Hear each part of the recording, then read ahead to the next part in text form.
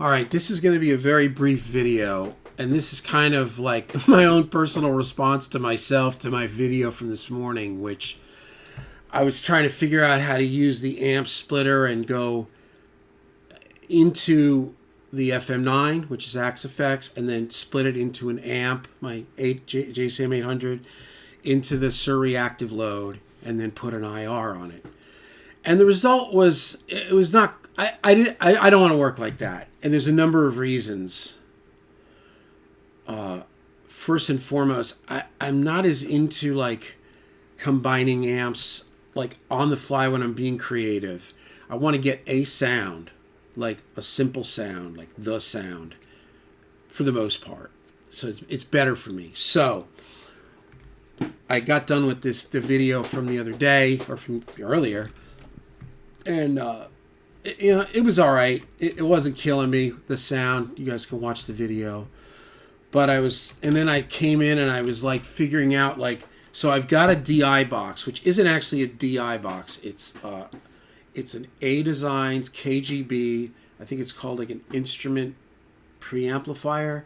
It's kind of like a DI, but it's got a little bit of like EQ on it or whatever. Yeah, I guess. I don't know. But what I did was I was talking to Nate, my buddy Nate, and we were talking back and forth about like, well, I want to get a better, I want to make sure I'm getting the right signal to Axe-Fx, which is, it's an FM9. It's a floorboard Axe-Fx. That's what I use. So I didn't want to split off from the radial anymore. Like I'm learning. So he said, well, he said, there's probably he says, the way he does it is he goes into a DI, which a DI then goes to a track, and then you've got a DI. But then there's a through, and then that's what he puts into like Axe-Fx or whatever he wants. And I thought, yeah, well, this thing has a through. I know that. And so I came in here. I was laying down. I wasn't feeling that great. Last night, like the whole thing with, I redid these cabinets. I simplified my ISO booth so that I could get my third guitar rack in there. Because I had guitars in the attic. It was a disaster. So I know I'm a little frantic, but I'm tired. I'm ready to finish this video, take a shower, eat, and chill out. Good Lord. Anyway, hi. How's everybody doing? But check it out. Chickity, check it out before you rickety wreck it out. My videos, there's no chance I'll ever get any real endorsements. Can you imagine that? Like, Sir Guitars going, you know what? We should really get that guy on board. Like, no. They're like they're into normal people. But check it out. So I came in here. Oh, so last night I came in and I gutted the two speaker cabinets. X pattern, vintage 30s and greenbacks. Made each cabinet an X pattern. Pulled one of the cabinets out. I'm going to sell it. So I've got now one cabinet. And I messed with it this morning and it's great. It's got a vintage 30 and a greenback. And I can each one of them, blend it. I can do one or the other. It doesn't make a difference. I can do whatever I want. And I don't care that like the vintage 30 or the greenback is lower volume. I'm not using this live. It's just mic in front of it. And I was really surprised at how isolated the sound was. Like when I mic'd the greenback, I was not like getting a different sound than I was getting from the cabinet when I had 4 greenbacks. It wasn't like the other vintage 30s had some huge influence on it. And the reason I did an X pattern and not vintage 30s on the bottom and greenbacks on the top is because sometimes in my room, I don't have success miking bottom speakers. I just don't. So if I was to do that, I'd end up turning the cabinet on its side, and I want this to just look nice. So, and it does look nice. Maybe I'll take a picture and put it in right here. But anyway, thought a lot about it. So what I did was I plugged my guitar straight into this DI with this KGB by A-Designs, and this went straight to the DI track right there. Okay? Straight to the DI track.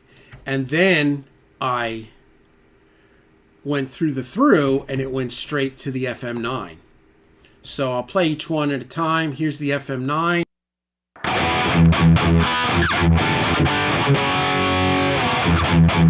And it really sounded good.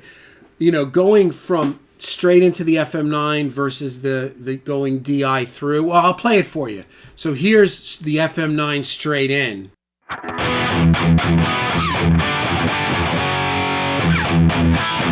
And now here's DI with the through into the FM9.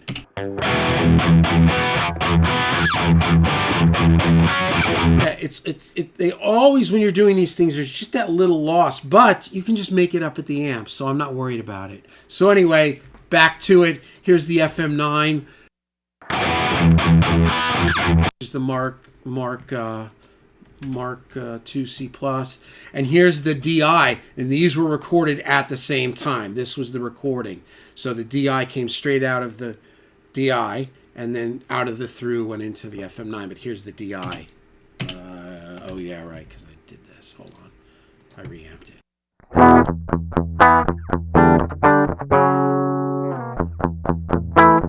Then I took the DI and I reamped it into the JCM 800 into the Surreactive load, and that is this. This is the reamped sound of my JCM 800 with no IR. This is pleasant. That's what an amp sounds like. Isn't that crazy? Anyway, so, and I did it, and I was like, oh, wait, no. Now I know how to do it.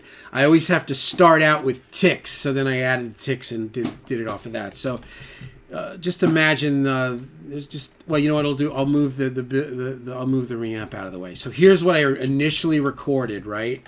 Which is Axe-Fx, or FM9 with the DI. But then in the beginning here, I did some ticky ticks. So this is going to give me an idea of a differential, right? So again, we're going back to that same thing, right? But I'm not going to worry about what it looks like here. It doesn't matter what it looks like here. It matters what it looks like when the amp is on, right? So, I wonder if there's a phase flip on the Sir. Anyway, so now here is, if I come back up with here's the amp. So when I reamped it, I reamped the big ticking. This is the amp. So now if I come here, what I want to do is I want to see what the relationship between the FM9 and the amp reamped, not the DI, because you're gonna get some schmutz going. There you go, and there it is, and it's back to that 239. It's the same as it was in the other video.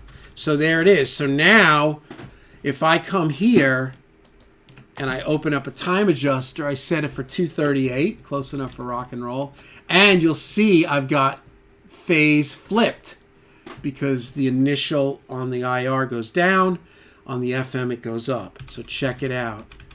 Now you're going to hear it. So I'm going to play just the two. You're not going to hear the DI. This is the reamped. This is the reamped 800, and this is the played live FM9. And here they are together with the time adjuster and polarity flipped. Yeah. No. Hold on. Let me bring in I'll bring in a little IR just so you don't have to listen to that. Here you go. So here they are.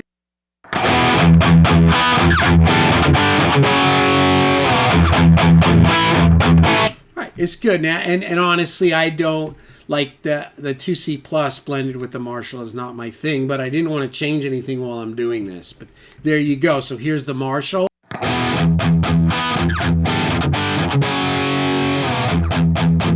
And that's my 800 into the Surreactive load with an IR. I've got, I think I have the Ownhammer 412, the Rect. It's a Recto. It's their standard nothing. It's their Recto. So here it is. Yeah, and this is the 800, the Ocean Mod in 70s.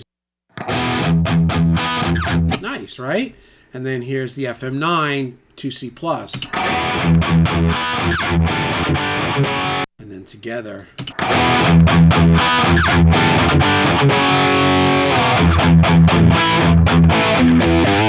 Now check it out. If I go back and unflip the polarity, now phase going to be opposite.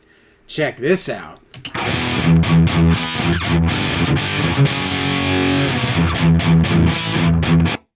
That's crazy. Though, you know, I mean, some people, that may work in certain situations, not necessarily with what I'm into, but, and here is it back phase, you know, aligned.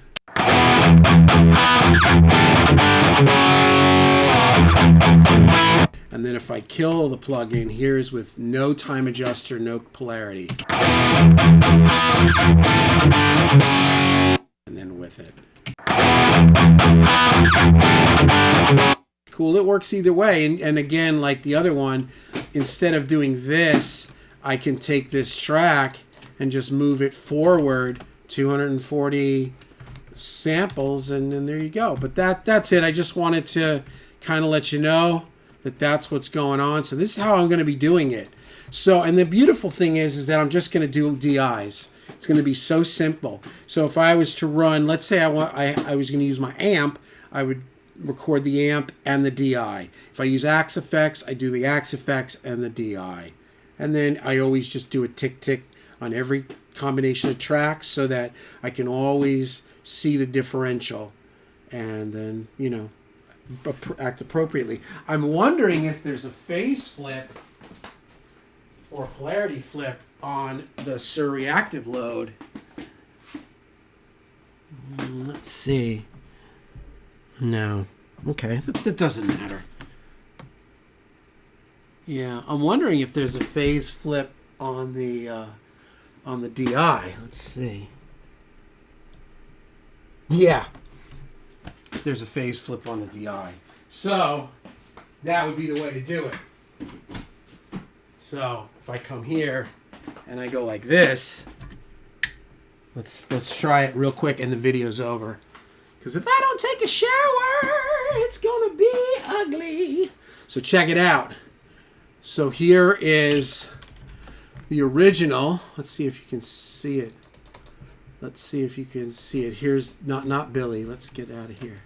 Let's move this down here. Let's get all this out. Stay with me. This is going to be cool. So here is the initial. Yeah, you can. Oh, I see. No, the DI. Oh, wait. Is the DI right? What is it? This thing? No, it's got to be this. This is the. Okay, so it's flipping. Okay, I see. So it is right. It's flipping at the Suhr. So, in that case, I mean, in theory, I could flip the phase reverse to make it up at the Suhr, but you know what? I wouldn't do that. Because you're just asking for problems, because there's going to be many other things you're going to do with the DI, and you don't necessarily want to. Let me make sure I put this back. I think I may have just gotten schmutzy. You don't want to get schmutzy on the schmagegi. There you go. Okay. Okay. Yeah, that's it. Okay, well, then no solution. So there you go. But that's how I'm going to be doing it, because we got songs coming up. And check this out. This is cool. I gotta tell you, I've never owned a PRS guitar till this. And I got this used. It's a Holcomb, Mark Holcomb 7-string. And experimenting with, yeah, it's out of tune now. But look what they sent me. A truss rod cover. Look at that. PRS is cool, man.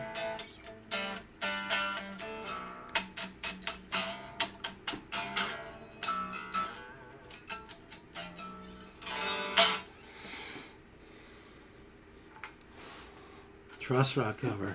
Yeah, that's a cool company. I sent them. I basically sent them just a little note on their thing saying, "Hey, where can I buy one of those pick covers? I just bought this thing used, and they didn't have it." And the guy hit me up. He says, "Oh, I'll send it to you. Don't worry about it. Free of charge.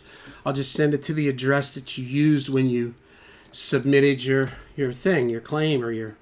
So there it is. So anyway, that's it. I'm going to shower, and it's going to be a beautiful thing.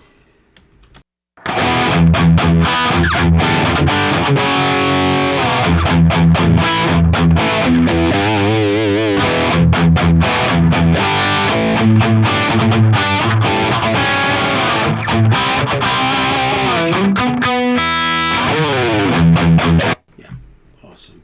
Thank you.